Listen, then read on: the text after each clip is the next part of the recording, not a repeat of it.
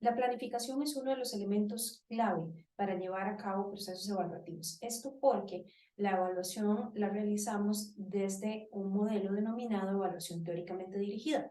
¿Eso qué implica? Básicamente que partimos de lo que se planificó, es decir, de lo que se estableció como el resultado que se buscaba alcanzar, y que la evaluación va a partir de una valoración de esos distintos elementos que se diseñaron para generar o para alcanzar esos resultados. Esto tiene implicaciones importantes porque de esta planificación y de la capacidad de la planificación para predecir ese resultado depende también la calidad del proceso evaluativo. ¿En qué sentido?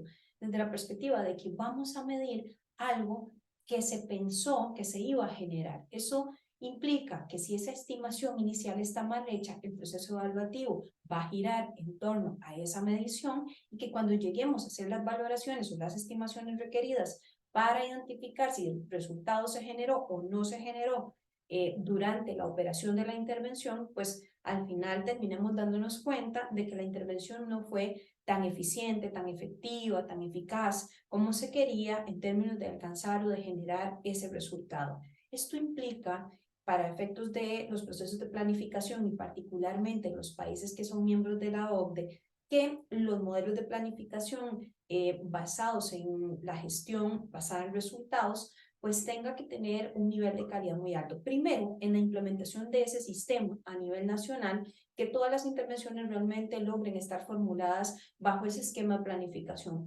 Segundo, de la calidad del modelo en términos de lo que se logre hacer dentro de la institucionalidad.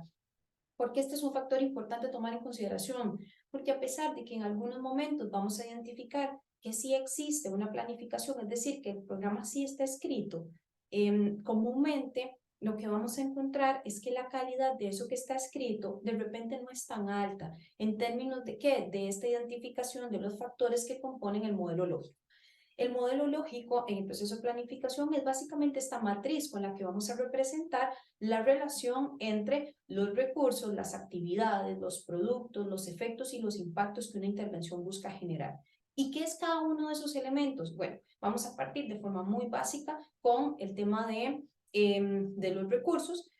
Y por recursos vamos a entender todos aquellos elementos que son requeridos para la operación de la intervención. Eso quiere decir que los recursos, y en algún momento vamos a hablar de recursos e insumos, no son exactamente lo mismo, ¿verdad? De la perspectiva de cualquier proceso de producción o de diseño de producción, que es lo que nos diría cualquier especialista en la materia, pero bueno, vamos a hablar en términos muy generales de recursos y vamos a hablar de talento humano, vamos a hablar de recursos de carácter financiero, vamos a hablar de algunos recursos de físicos, de infraestructura, etcétera. Y ahí vamos a identificar todo lo que tenemos. Además, después de ahí, después de tener esos recursos, vamos a partir justamente de hacia las actividades. Las actividades dan cuenta justamente de cómo llegamos a un producto, ¿verdad? O sea, es decir, qué es lo que hacemos para entregar un servicio, en el caso principalmente de programas o de proyectos sociales, o para generar una producción en específico, dependiendo del tipo de intervención en el que estemos. Posteriormente, ese producto, que es lo que entregamos directamente a la población, lo que la población recibe, se va a convertir en un efecto. ¿Qué es un efecto? Es un cambio inmediato que se suscita una vez que entregamos un servicio o que generamos un producto en general. Y ese efecto se nos va a convertir en el tiempo en un impacto, que es ese cambio social que esperábamos generar cuando diseñamos la intervención. En una intervención o en un adecuado diseño de cualquier intervención, lo primero que se hace siempre es una identificación del impacto, del resultado que se quiere generar, y luego del impacto vamos evolucionando hacia la estimación de los recursos que son necesarios para trabajar y generar ese impacto. En nuestros procesos de planificación, un error muy común es hacer una estimación principalmente de recursos y pensar las actividades primero en función de los recursos que en función del resultado. Entonces, tenemos una serie de recursos y empezamos a pensar en actividades que consideramos que nos llevarían hacia un horizonte o hacia un resultado específico, en lugar de definir cuál es el resultado que queremos alcanzar y de ahí empezar a identificar cuáles son aquellas precondiciones que es imprescindible justamente para llegar hasta ese resultado en términos de productos, actividades y los recursos que se necesita que estén disponibles para alcanzar esto. Ese error, si se quiere, de planificación termina siendo muy relevante para cualquier proceso, porque lo que vamos a ver la mayor parte del tiempo es que estas cadenas de resultados que se diseñan no tienen tanto fundamento como quisiéramos, tanto constructo teórico como quisiéramos. Eso quiere decir que se piensa en una serie de elementos que se arman, a veces pareciera que estamos armando un rompecabezas, pero donde esas piezas del rompecabezas no nos terminan de calzar. Y ese es un error conceptual grave que tendemos a tener dentro de los diseños de intervenciones. Estamos hablando de la administración pública, estamos hablando de cooperación, estamos hablando de múltiples entes en los cuales este diseño no es tan bien estimado y principalmente porque se desconoce realmente cómo se hace esa construcción.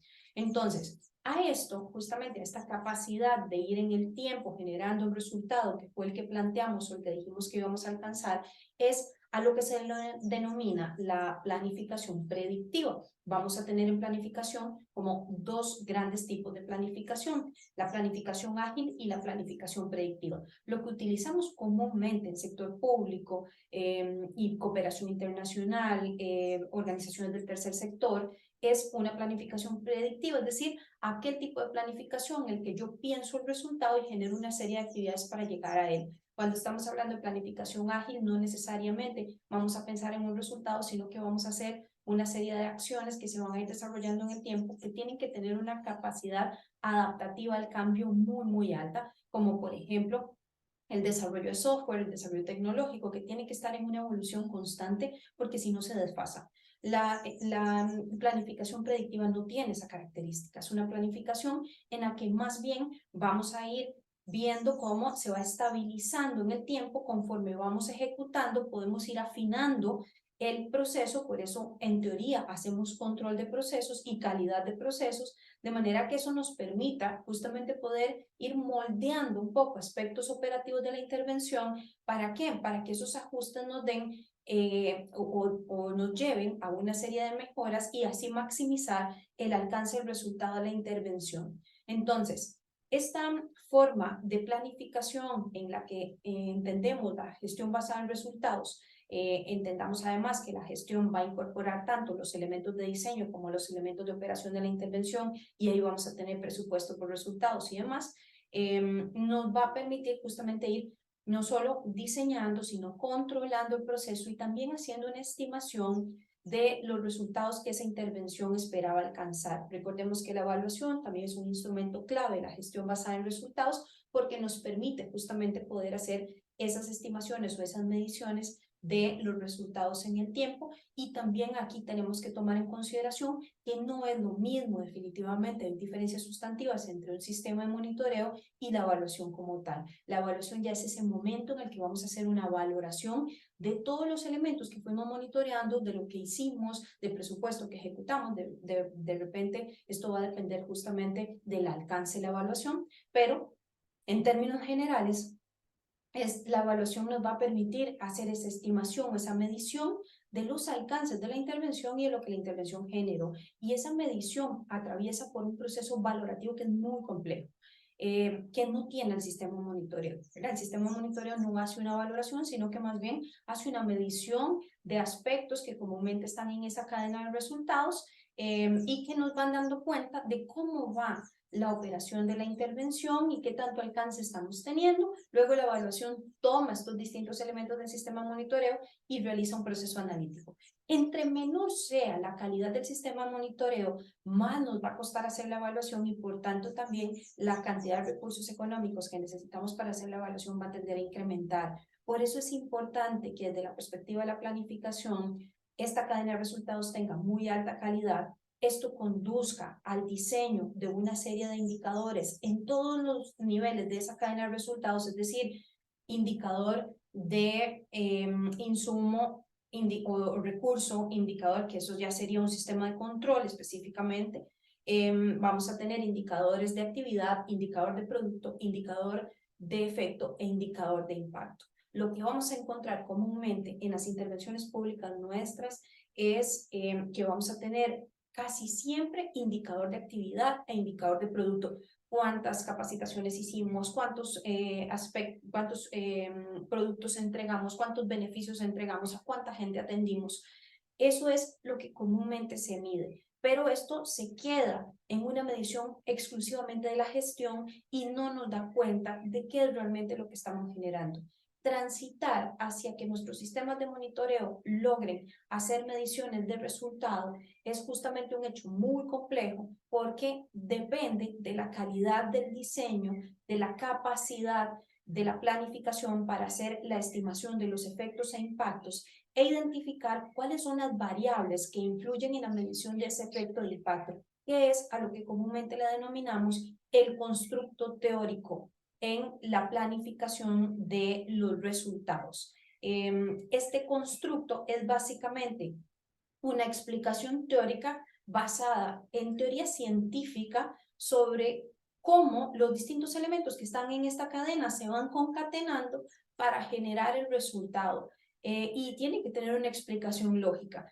O sea, tiene que tener una explicación que tenga un fundamento basado en una serie de indicadores que sean posibles de medir. Y por tanto, cada vez que colocamos un efecto o un impacto en una cadena, tenemos que entender que esto tiene que tener la capacidad de ser medido.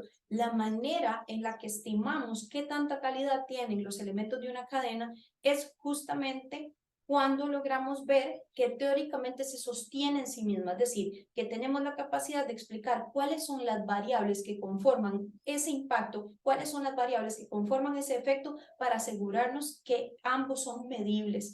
Si logramos estimar esas variables o definir esas variables teóricamente, justamente son las que nos van a ir dando paso para generar el sistema de monitoreo.